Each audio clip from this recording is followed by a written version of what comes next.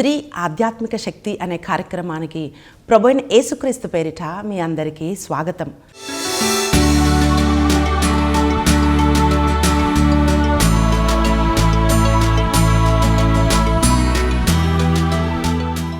ప్రియులారా, మనము నడవాలంటే మనకు ముందుగా ఎవరైనా ఒకరు అడుగు వేయాలి అని మనం అనుకుంటాం. అంటే బాట చేయబడ్డప్పుడు దానిలో నడవటం తేలిక, కానీ బాట లేనప్పుడు నడవటము చాలా కష్టం. ఈరోజు ఈ స్త్రీ ఆధ్యాత్మిక శక్తి అనే ఈ కార్యక్రమంలో ఒక ముఖ్యమైన అంశాన్ని మనము ధ్యానిస్తున్నాం ప్రియులారా. అదేమిటి అంటే, ఎవరైనా మన కొరకు నిలబడాలి అని చాలామంది ఆశపడుతుంటారు, కానీ నేను నిలబడాలి, నేను వేరే వాళ్ళ కోసం ఏదైనా చెయ్యాలి అని ఆలోచించే వాళ్ళు బహు తక్కువ మంది ఉంటారు. ఈరోజు అటువంటి ఒక ధన్యమైన బిడ్డలను గురించి మనము ధ్యానించబోతున్నాం. అంటే బిడ్డలంటే ఇట్లుండాలి, కుమార్తెలంటే ఇట్లుండాలి అనేలాగా బైబిల్లోని ఎంతమంది కుమార్తెలో మనకు తెలియదు, కానీ ప్రియులారా, షల్లూము కుమార్తెలు అని మనం చూస్తున్నాం. నెహెమ్యా గ్రంథము 3వ అధ్యాయము 12వ వచనం ఈరోజు మనం ధ్యానించబోతున్నాం. యెరూషలేము 2వ అర్ధభాగమునకు అధిపతియు హలోహేషు కుమారుడైన షల్లూము దాని ప్రక్క భాగమును కట్టెను. షల్లూము కుమార్తెలను పనిలో అతనికి తోడ్పడిరి.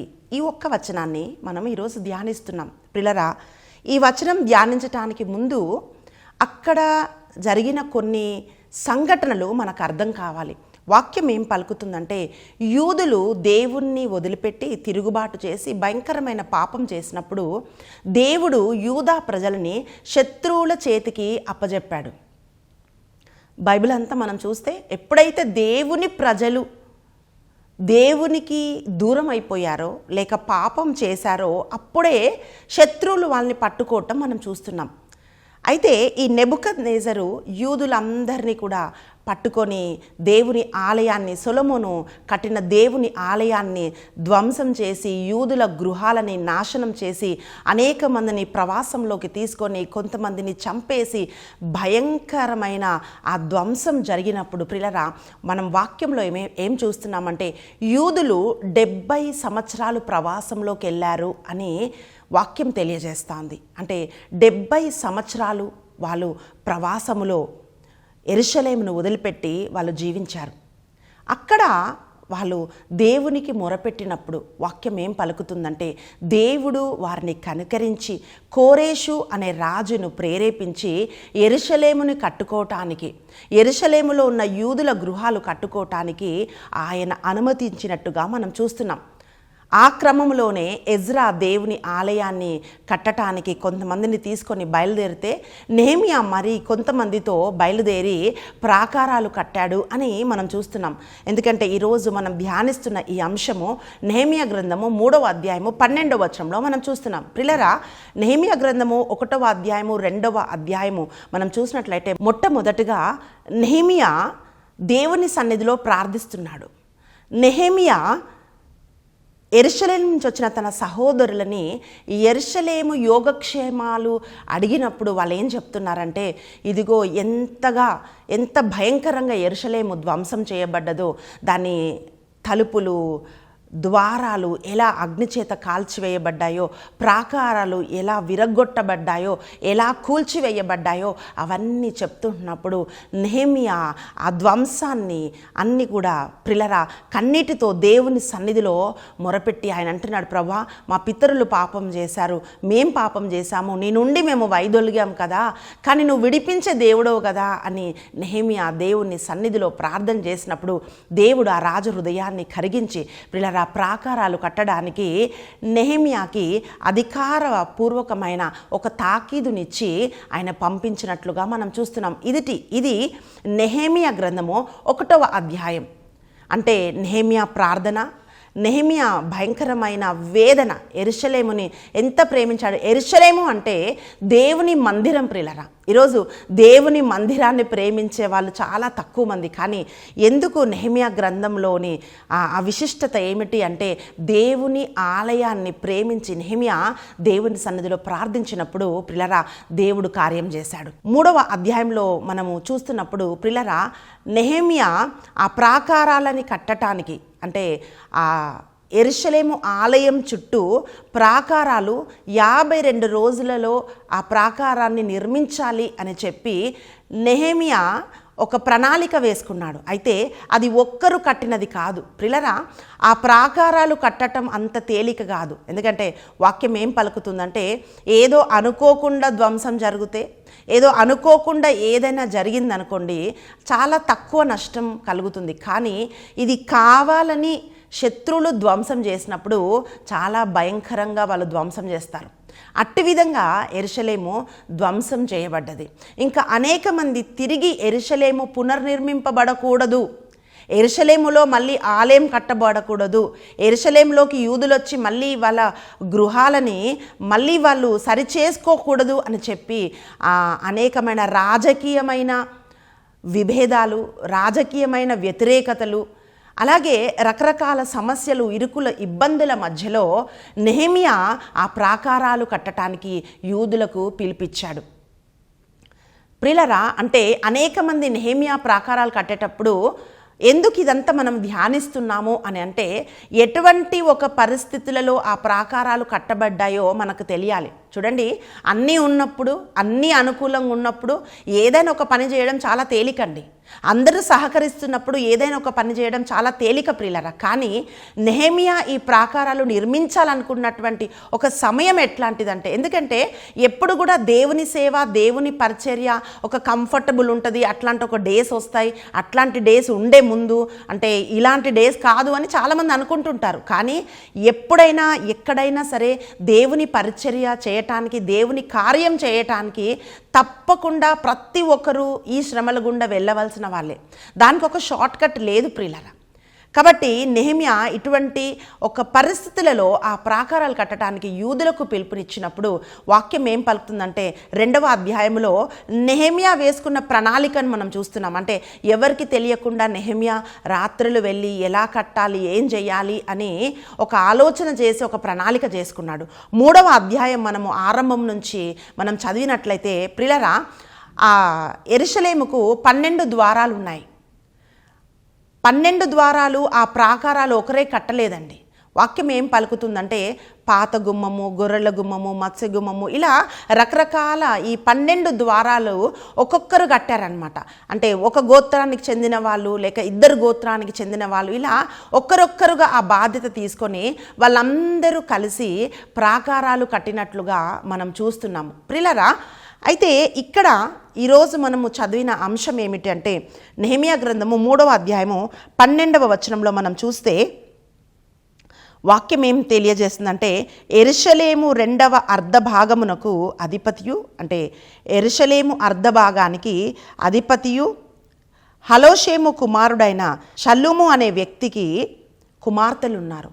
ఈ షల్లూము తన కుమార్తెలతో సహా ఒక భాగాన్ని నిర్మించాడు. అంటే ఎంత భాగము, ఎంతమంది కుమార్తెలు, ఏంటి అని ఇక్కడ ఏం రాయబడలేదండి. కానీ ఏం రాయబడ్డదంటే, ఆ మొత్తము ఆ లిస్టులో చూస్తే ప్రియులారా అందరూ పురుషుల పేర్లే ఉన్నాయి. కానీ ఈ 12వ వచనంలో మాత్రమే మనం చూసినట్లయితే షల్లూము కుమార్తెలు అని నెహెమియా జ్ఞాపకం చేసుకుంటున్నాడు. అంత గొప్ప ప్రవక్త, దేవుని చేత ఎన్నుకొని పిలువబడిన ఆ ప్రవక్త ఈ కుమార్తెల పేరు జ్ఞాపకం చేసుకున్నాడంటే మామూలు వాళ్ళైతే ఆయన జ్ఞాపకం చేసుకుని ఉండేవాడు కాదు ప్రియులారా. ఎందుకు ఆయన జ్ఞాపకం చేసుకున్నాడు అని అంటే, నెహెమియానే బెదిరిస్తూ అనేక మంది వ్యతిరేకించినటువంటి ఒక సమయంలో నక్క తన తోకను ఊపితే కూడా నీ గోడలు పడిపోతాయి, నువ్వేమి ఇక్కడ గోడలు కడతావు, రాజకీయంగా ఒక వ్యతిరేకతను తీసుకురావటానికి ఇక్కడ నువ్వు ఈ ప్రాకారాలు నిర్మిస్తున్నావు అని చెప్పి నెహెమియాని బెదిరించినప్పుడు, అవమానించినప్పుడు నెహెమియా యూదులకు ఇచ్చిన పిలుపు ఏంటో తెలుసా? ఒక చేతితో ప్రాకారాలను కడుతూ ఇంకొక చేతితో మీరు కత్తిని ధరించాలి. అంటే శత్రులు ఎప్పుడైనా వచ్చినప్పుడు కత్తి ధరించటం అంటే ఈరోజు ఆత్మీయంగా మనం తీసుకోవాల్సిన అర్థం ఏమిటి అంటే ప్రియులారా, ఒక చేతితో పని చేస్తూ ఇంకొక చేతితో విశ్వాసమును డాలు చేత పట్టి అని మనం ఎఫెసీ రాసిన లేఖ 6వ అధ్యాయంలో మనం చూస్తున్నాం. అంటే విశ్వాసము ద్వారా, ప్రార్థన ద్వారా ఆ ప్రాకారాలు నిర్మించబడాలి అని చెప్పి నెహెమియా యూదులకు పిలుపునిచ్చాడు ప్రియులారా. అప్పుడు ఒక చేతితో పని, మీరు ఇమాజిన్ చేయండి, పని చేస్తున్నారు, అలాగే పక్కన ఒక ఖడ్గాన్ని ధరించారు. అంటే ఎప్పుడు ఎక్కడి నుండి శత్రువులు వస్తారో తెలియని అట్లాంటి ఒక స్థితిలో పురుషులు ప్రాకారాలు నిర్మిస్తున్నారు. అంటే ఇది మనం కట్టుకుంటున్న చిన్న చిన్న కాంపౌండ్ వాల్స్ కాదండి. యెరూషలేము ప్రాకారాలంటే బహు ఎత్తైనవి, బహు బలము కలిగినవి. పిల్లరా, అటువంటి ప్రాకారాల పని మనుషులు చేస్తూ ఉంటున్నప్పుడు దాంట్లో ఈ కుమార్తెలు కూడా పాలు భాగస్తులయ్యారంట. అంటే స్త్రీలు అక్కడికి రావద్దు కదా, ఆడవాళ్ళు పని చేయకూడదు కదా అని చాలా వ్యతిరేకతలు ఉన్నాయి. మనము ఒక్కొక్కటిగా మనం ధ్యానిస్తున్నాం. ఎందుకు ఈ స్త్రీ ఆధ్యాత్మిక శక్తి అని మనం ధ్యానిస్తున్నామంటే, అందరూ వెల్కమ్ చేసినప్పుడు సేవ చేసిన వాళ్ళు కాదండి స్త్రీలు. అందరూ వ్యతిరేకించినప్పుడు, అవమానించినప్పుడు, చిన్నచూపు చూసినప్పుడు, బెదిరించినప్పుడు, నిందలు వేసినప్పుడు, అట్లాంటి పరిస్థితిలో కూడా ఎవరైతే దేవుడి కోసం నిలబడ్డారో వాళ్ళ పేర్లు మనం బైబిల్లో చూస్తున్నాం. వాళ్ళని ఆదర్శంగా, వాళ్ళ నుంచి అనేకమైన ఆధ్యాత్మికమైన పాఠాలు మనం నేర్చుకొని మనం ముందుకెళ్తున్న మనం ఆత్మీయ జీవితంలో. పిల్లరా, ఇక్కడ ఈ కుమార్తెల జీవితాలు మనం చూసినట్లయితే అప్పుడు వాళ్ళున్న స్థలంలో ఇవి కట్టట్లేదండి. ప్రవాసం నుంచి వాళ్ళు తిరిగి వచ్చారు. తిరిగి వచ్చి వ్యతిరేకత ఉన్న ఒక స్థలములో, బెదిరింపులున్న ఒక స్థలములో, అవమానాలు నిందలున్న ఒక స్థలములో వీళ్ళు ప్రాకారాలు కట్టడానికి తండ్రితో పాటు నిలబడ్డారంట. ఈరోజు చాలామందికి ఒక తప్పుడు ఆలోచన, లేకపోతే ఒక మిస్కన్సెప్షన్ ఏంటంటే ప్రియులారా, డబ్బులు ఉన్నవాళ్ళు సేవ చేయకూడదు అని అనుకుంటారు. ఇంకా కొంతమంది సేవ చేస్తున్నారంటే వీళ్ళకి ఏమి లేక సేవ చేస్తున్నారు అనే మాట మనం ఎక్కువ విరివిగా మనం వింటుంటామండి. అంటే చాలాసార్లు అంటుంటారనమాట, వీళ్ళకి ఏం లేదు కాబట్టే వీళ్ళు సేవ చేస్తున్నారని. ప్రియులారా, ఇక్కడ మనం చూస్తే ఈ షల్లోము కుమార్తెల తండ్రి ఎవరు అంటే యెరూషలేము అర్ధ భాగానికి ఆయన అధిపతి. ఒక అధిపతి, వాళ్ళ తండ్రి ఒక అధిపతి, ఒక నాయకుడు, ధనవంతుడు. ప్రియులారా, అటువంటి వ్యక్తి కుమార్తెలు వీళ్ళు. ప్రియులారా, వాళ్ళ పేర్లు కూడా అక్కడ రాయబడలేదు. కానీ మాకు డబ్బు ఉంది కదా, మేమెందుకు వెళ్ళాలి, మేము ఒక కంఫర్టబుల్ జోన్లో మేము ఉండాలి కదా అని వీళ్ళు అనుకోలేదండి. దేవుని పని చేయటానికి వాళ్ళు నిలబడినట్లుగా మనం చూస్తున్నాం. ప్రియులారా, వీళ్ళ జీవితంలోంచి మనం నేర్చుకుంటున్న ఆధ్యాత్మికమైన పాఠాలు ఏమిటి అంటే, మొట్టమొదటిగా వాళ్ళు దేవుణ్ణి ప్రేమించిన వాళ్ళు, దేవుని సన్నిధిని ప్రేమించిన వాళ్ళు. ఎందుకు ఇక్కడ ఏం రాయబడలేదు కదా అని మనం చదివితే ప్రియులారా, ఎవరు దేవుడి కోసం పనిచేస్తారు అంటే, ఎవరైతే దేవుణ్ణి ప్రేమిస్తారో వాళ్ళే దేవుని కొరకు వాళ్ళు పని చేయగలుగుతారండి. అందుకే వాక్యం ఏం పలుకుతుందంటే, నీ పూర్ణ హృదయంతో, నీ పూర్ణ ఆత్మతో, నీ పూర్ణ శక్తితో నీ దేవుడైన యావేని ప్రేమించాలి అని బైబిల్ చెప్తుంది. ఈ యవనస్తులు తన పూర్ణ బలాన్ని దేవుడి కోసం వినియోగించారు. పూర్ణ హృదయముతో వాళ్ళు దేవుణ్ణి ప్రేమించారు. కనుకనే ప్రియులారా, వాళ్ళు యెరూషలేముని ప్రేమించారు కనుక ఆ ప్రాకారాలు పడిపోయినప్పుడు, ఆ యెరూషలేమును చూసినప్పుడు వాళ్ళ హృదయం కదిలింపబడదరే, నా దేవుని ఆలయం ఇట్లా కదిలిపోయింది కదా, నా వంతు నేను మొత్తం కడతానని అనలేదండి వాళ్ళు. ప్రియులారా, ఈరోజు చాలామంది ఏమనుకుంటారంటే, నేనేం చేయగలను, నా వల్ల ఏమవుతుంది, మొత్తం చేయాల్సిన పని లేదు, మన వల్ల మనం ఏదైనా ఒక చిన్న పని దేవుని కోసం, దేవుని రాజ్యం కొరకు మనం చేస్తే ప్రియులారా, ఆ రోజు ఆ కుమార్తెల పేర్లు, ఆ కుమార్తెలను ఎలాగైతే నెహెమ్యా జ్ఞాపకం చేసుకున్నాడో అలాగే పరలోకమందున్న తండ్రి కూడా మనని ఆయన జ్ఞాపకం చేసుకుంటాడు. వాక్యం ఏం తెలియజేస్తుందంటే, కీర్తనల గ్రంథము 122వ కీర్తన 6వ వచనం ఇట్లా పలుకుతుంది. వాక్యం ఏమంటుందంటే, యెరూషలేమును ప్రేమించువారు వర్ధిల్లెదరు అని వాక్యం తెలియజేస్తుందండి. ఎందుకంటే యెరూషలేము అనగా అది దేవుని సన్నిధి. ప్రియులారా, వాక్యం ఇట్లా తెలియజేస్తుందండి, యెరూషలేమునకు శుభము కలుగునట్లు ప్రార్థింపుడు, నిన్ను అభిమానముతో చూచువారు వర్ధిల్లుదురుగాక. ఎవరైతే దేవుని ప్రేమిస్తారో, ఎవరైతే దేవుని మందిరాన్ని అది అభ్యుదయం పొందాలని, క్షేమముగా ఉండాలని ఎవరైతే ప్రార్థన చేస్తారో, అభిమానముతో చూస్తారో అని ఎంత మంచి మాట అండి. వాక్యం అంటుంది, యెరూషలేమా, నిన్ను అభిమానంతో చూచువారు వర్ధిల్లుదురుగాక. నీ ప్రాకారంలో శాంతి నెలకొనుగాక. నీ ప్రసాదములు సురక్షితముగా ఉండునుగాక. ఎంత మంచి దీవెనలండి ప్రియులారా. ఈ యెరూషలేము ఇట్లుండాలని ఎవరైతే అభిమానంతో చూస్తారో వాళ్ళు వర్ధిల్లుతారు అని వాక్యం తెలియజేస్తుంది. ప్రియబిడ్డ, ఈరోజు నువ్వు దేవుణ్ణి ప్రేమిస్తే దేవుని మందిరాన్ని ప్రేమిస్తావు. దేవుని మందిరాన్ని ప్రేమిస్తే దేవుని కొరకు ఏదైనా పని చేయాలని ఒక ఆశ మనం కలిగి ఉంటాం. మొట్టమొదటగా ఈ స్త్రీలను మనం చూస్తే ఈరోజు చాలామంది యవనస్తులకు దేవుని మందిరానికి రావటానికే కష్టం అండి. దేవుని అంటే చాలా నామోషిగా ఫీల్ అవుతుంటారు. దేవుడి మందిరంలో ఏమైనా పని చేయాలంటే మేము ఇంత మంచిగా రెడీ అయ్యొచ్చు, ఇక్కడ మేము పని చేయాలా అని చాలా నామోషిగా ఫీల్ అవుతుంటారు.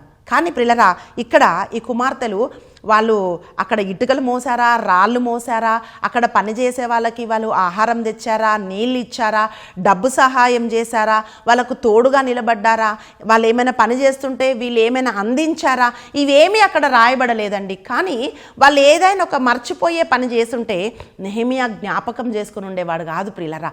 ఎందుకు వాళ్ళు జ్ఞాపకం చేసుకోబడ్డారంటే మర్చిపోలేని ఒక గొప్ప కార్యం వాళ్ళు చేశారు కనుక వాళ్ళ పేరు అంటే షల్లూము కుమార్తెలు అని చెప్పి ప్రియులారా వాళ్ళ పేరు ఆ పురుషుల జాబితాలో, ఆ ప్రాకారాలు గోడలు కట్టిన జాబితాలో రాయబడి ఉండటం మనం చూస్తున్నాం. ఈరోజు ప్రియబిడ్డ, నువ్వు దేవుని ప్రేమిస్తున్నావా? దేవుని మందిరాన్ని ప్రేమిస్తున్నావా? ఆయన కొరకు నువ్వు ఏదైనా చెయ్యాలని నువ్వు అనుకుంటున్నావా? రెండవ లక్షణం మనం ఏం చూస్తున్నామంటే, డబ్బుంటే బలముంటే యవ్వనస్తులు చాలామంది కష్టపడి పనిచేసే ఒక మనస్తత్వము లేని వాళ్ళుగా మనం చూస్తున్నామండి. అందరూ కాదండి, ఎక్కువగా మనం ఈ రోజుల్లో ఈ సోమరితనం అనేది యవ్వనస్తులని పట్టేసింది. ఈవెన్ పనిచేసే దగ్గర కూడా ప్రియులారా వాళ్ళు ఆసక్తితో పని చేయరు. అంటే 100% ఇవ్వాలి అని ఒక ఆలోచన వాళ్ళు కలిగి ఉండరు. ఎందుకంటే ఎక్కడ తమ ఒళ్ళు దాచుకుందాము, ఎక్కడ టైం దొరికితే రెస్ట్ తీసుకుందాము, అంటే ఎక్కడ సమయం దొరికితే కాస్త విశ్రాంతి తీసుకుందామనే ఆలోచనతోనే ఉంటారు. కానీ ప్రియులారా, కష్టపడి పని చేయాలనే ఒక ఆలోచన లేని వాళ్ళుగా చాలామందిని మనం చూస్తుంటాం. కానీ ఈ అమ్మాయిలు అటువంటి వారు కాదండి. వాళ్ళు కష్టపడి పని చేసేవాళ్ళు కనుకనే వాళ్ళు అంత కష్టమైన పని చేస్తున్నారు. చూడండి, అక్కడ అది సాఫ్ట్వేర్ జాబ్ కాదండి, కష్టపడి పని చేస్తున్నారు.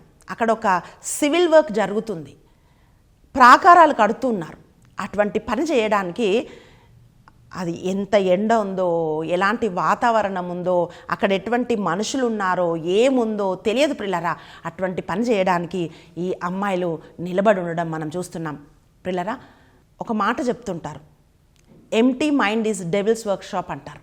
ఎందుకు చాలామంది యవనస్తులు పడిపోతున్నారు? దాని గల కారణం ఏంటి అంటే ఏమీ పని చేయకుండా సోమరితనంలో ఉండడం వల్ల చాలా రకాల పాపాలలో బలహీనతలో పడిపోతున్నారు. కానీ వీరిని మనం చూసినట్లయితే ప్రియులారా వాళ్ళు కష్టపడి పనిచేసేవారుగా మనం చూస్తున్నాం. మూడవదిగా మనం చూసినట్లయితే ప్రియులారా పురుషులతో సమానంగా వాళ్ళు పనిచేసిన వాళ్ళుగా మనం చూస్తున్నాం. అందుకనే వాళ్ళ పేరు అక్కడ రాయబడి ఉంది. చూడండి, పని తప్పించుకోవడానికి చాలామంది రకరకాల మాటలు చెప్తుంటారు. మేము ఆడవాళ్ళమండి, మేము ఏం చేయగలుగుతామండి అని వాళ్ళని వాళ్ళు చిన్నచూపు చూసుకోలేదు ప్రియులారా.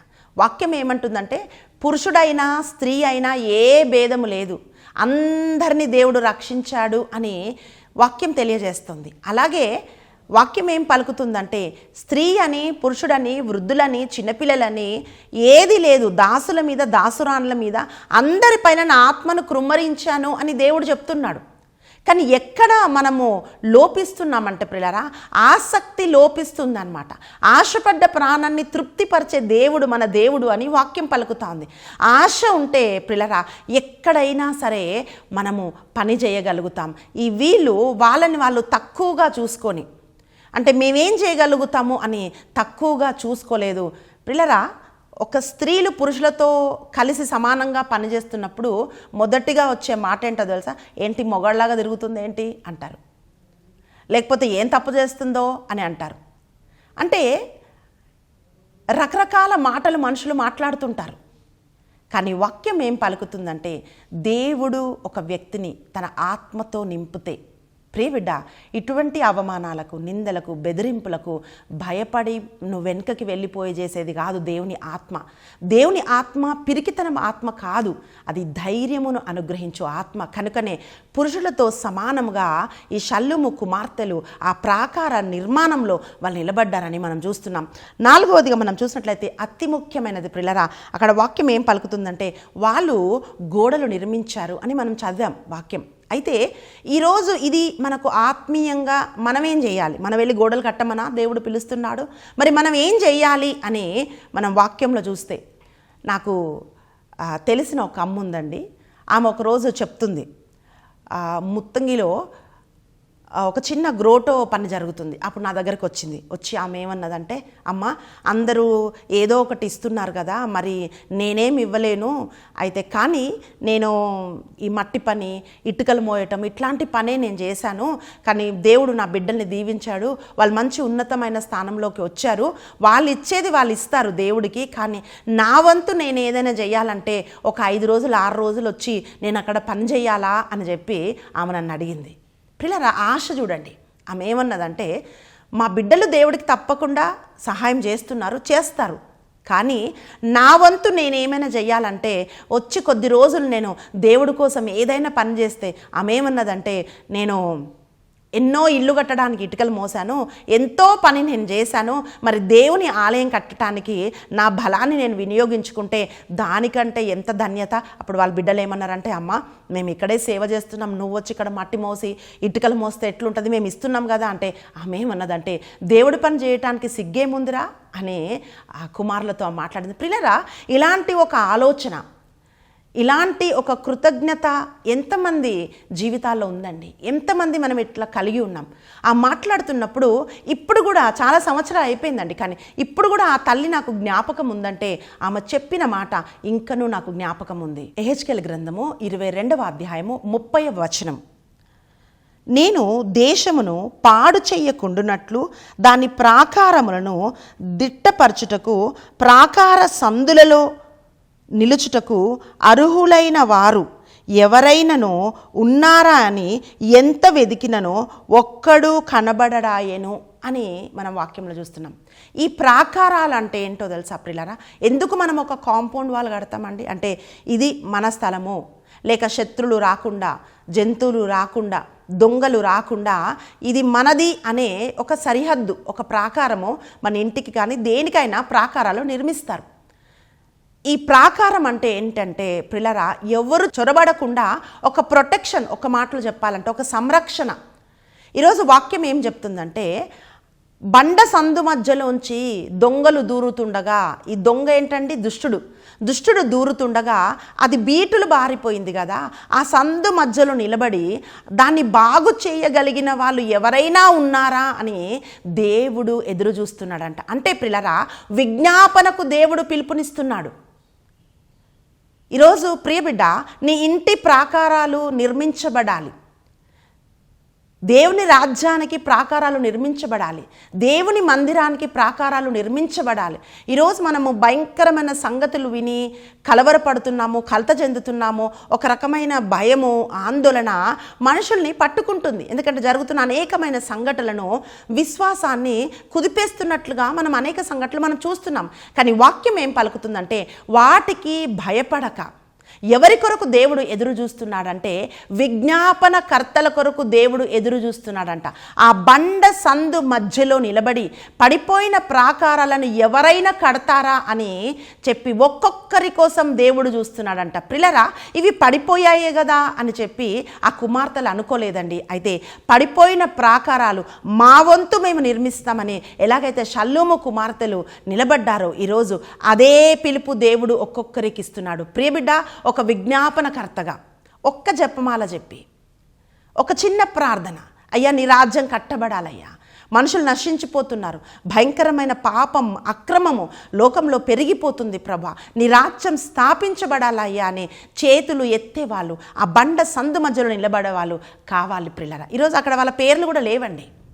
ఇప్పుడు మనకు పేరు ఉంటేనే మనం ఏమైనా చేయాలనుకుంటా, కానీ వాళ్ళ పేర్లు కూడా ఏం లేవు ప్రియులారా. పేర్లు లేకపోయినను వాళ్ళు దేవుడి కార్యము చేసినట్లుగా ఉన్నారు. యెరూషలేముకు ప్రయోజనకరంగా వాళ్ళు నిలబడ్డారు. ఈరోజు ప్రియబిడ్డ, వాక్యం ఏం పలుకుతుందంటే దేవుని చేతిలో ప్రయోజనకరమైన ఒక బలమైన సాధనంలాగా మనం ఉండాలి అని వాక్యం తెలియజేస్తోంది. సో షల్లూము కుమార్తెలు ఎలాగైతే ఒక దీవెనకరంగా ఉన్నారో మనం అడగాలి, ప్రభువా నేను కూడా దీవెనకరంగా ఉండాలి, పడిపోయిన ప్రాకారాలు నిర్మించేలాగా, పడిపోయిన గృహాలు నిర్మించే.